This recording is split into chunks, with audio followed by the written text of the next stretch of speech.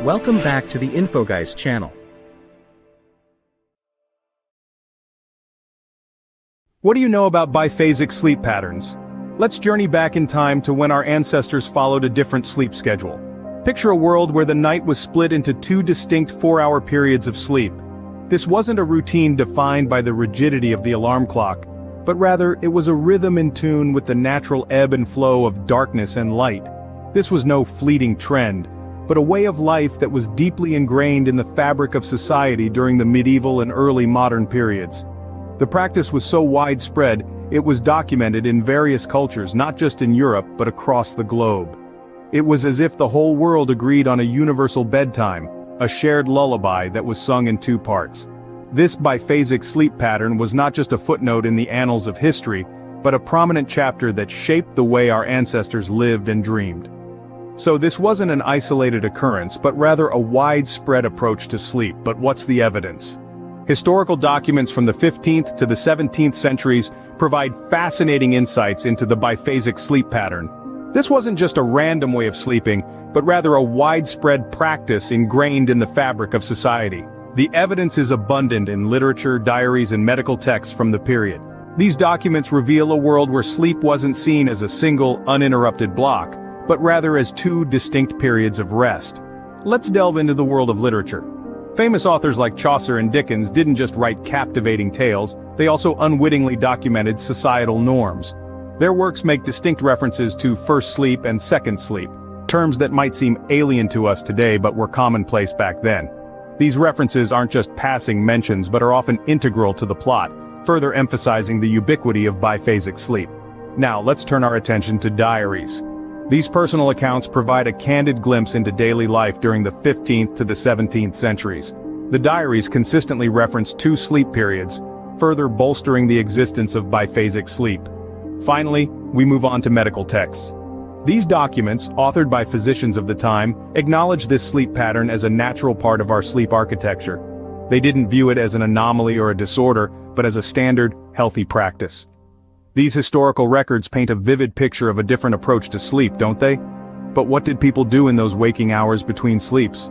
The awake period between the 2 sleep sessions wasn't just about tossing and turning in bed, quite the contrary. This interval offered a unique opportunity for individuals to engage in a variety of activities. Let's delve into what our ancestors did during these waking hours. Imagine a world without the constant hum of technology, where the night was truly dark and quiet. This period was often used for contemplation, a time for quiet reflection on the day's events or the mysteries of life.